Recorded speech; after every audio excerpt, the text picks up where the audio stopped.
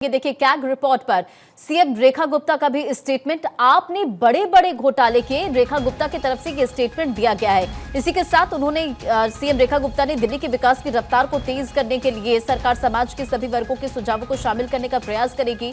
Budget के मद्देनजर उनकी तरफ से ये स्टेटमेंट दिया गया। लेकिन कैग रिपोर्ट में जिस तरह से स्वास्थ्य सिस्टम की पोल खुली है, अब उसे लेकर आप देखिए कि विधानसभा का जो विशेष सत्र चल रहा है, इसमें किस तरह से आम आदमी पार्टी की तरफ से कई जो विपक्षी हैं वो हंगामा करते नजर आ रहे हैं। बीजेपी लगातार सवालों की बौछार कर रही, क्योंकि देखिए इस रिपोर्ट में कई महत्वपूर्ण खुलासे हुए हैं। सबसे पहले सुन लेते हैं कि सीएम रेखा गुप्ता ने क्या कुछ कहा है।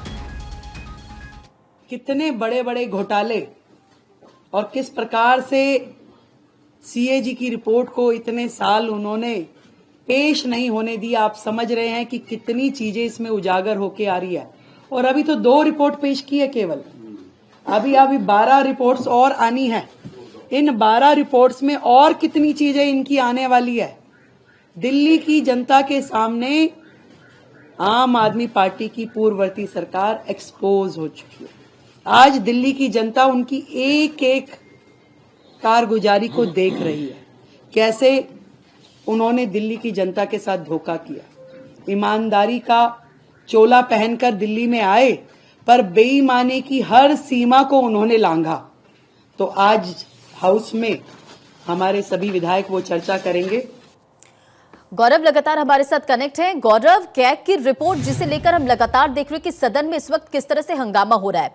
सीएम रेखा गुप्ता को हम सुन रहे थे, उनकी तरफ से कहा गया कि 14 कैग की रिपोर्ट पेश होनी है, लेकिन अभी सिर्फ 2 हुआ है और 2 में जो आम आदमी पार्टी की तरफ से किए गए घोटालों का जिक्र उनके तरफ से किया गया। तो किस तरह से आम आदमी पार्टी की अब मुश्किलें बढ़ रही है? देखिए, निश्चित तौर पर मुश्किलें तो बढ़नी हैं और जिस तरीके से पहले ही चुनाव के समय ही इस बात को देश के गृह मंत्री ने मंच से कहा था कि तमाम जो घोटाले हुए हैं उन घोटालों को लेकर के जांच करवाया जाएगा। सीएजी की जो रिपोर्ट है वो जनता के बीच में होगी। और अब जब रिपोर्ट सामने आ रही है तो निश्चित तौर पर जो घबराहट है वो जरूर आम आदमी पार्टी के विधायकों की देखने को मिल रही है। और इसमें आप देखिए कि जो सीएजी की रिपोर्ट है इसमें 10 महत्वपूर्ण पॉइंट हैं, जिसमें साफ तौर पे अगर आम आदमी पार्टी की बात करें तो 787 करोड़ रुपए जो है वो कोविड के दौरान आप सरकार को दिए गए थे। जो राशि केंद्र सरकार की तरफ से आवंटित की गई थी उसमें महज 582 करोड़ रुपए का इस्तेमाल ही आम आदमी पार्टी कर पाई। इसके अलावा पीपीई किट और मास्क दवाओं के लिए 119 करोड़ रुपए जो है वो आवंटित किए गए थे, जिसमें महज 83 करोड़ रुपए ही इस्तेमाल में किए गए। यानी ये जो बाकी के बचे हुए पैसे हैं इसका उपयोग कहाँ किया गया, ये एक बड़ा प्रश्न है। इसके अलावा मोहल्ला क्लिनिक की अगर जरूरतों की बात करें, 21 मोहल्ला क्लिनिक ऐसे हैं जिसमें टॉयलेट नहीं है, ये भी कैग की रिपोर्ट में बात निकल करके सामने आई है।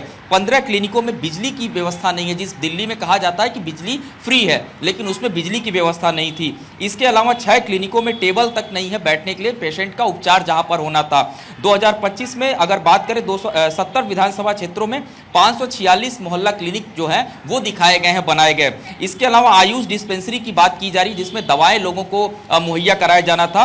49 डिस्पेंसरी में से 17 में से बिजली और 7 में टॉयलेट और 14 में पीने की पानी की व्यवस्थाएं नहीं है। तो ये वो महत्वपूर्ण प्रश्न है जो बार बार भारतीय जनता पार्टी उठा रही है। सबसे महत्वपूर्ण प्रश्न ये भी है कि अस्पतालों में जो बिस्तर की कमी थी, जो बेड की कमी थी, उसको बढ़ाना था। यानी कि 1357 बेड सिर्फ बढ़ाए गए, जबकि जो चाहिए था 2016 से 2017 की बात करें, उसके बाद 2020 से 2021 तक के बजट में कुल 32,000 बेड को बढ़ाने का वादा किया गया था, लेकिन ये सिर्फ 1357 बेड ही बढ़ाए गए। तो आप समझिए कि दिल्ली में अस्पतालों की रिपोर्ट में यह भी पाया गया कि 2018 से लेकर 2022 तक जो विज्ञापन खर्च था उसमें 1200% का इजाफा हुआ, जो कि सुप्रीम कोर्ट के दिशा निर्देशों के अनदेखी का भी जिक्र है। तो तमाम बातें आप देखिए, दवा लेने से लेकर पर्ची लिखवाने तक में किस तरह से मरीजों को दिक्कतों का सामना करना पड़ा।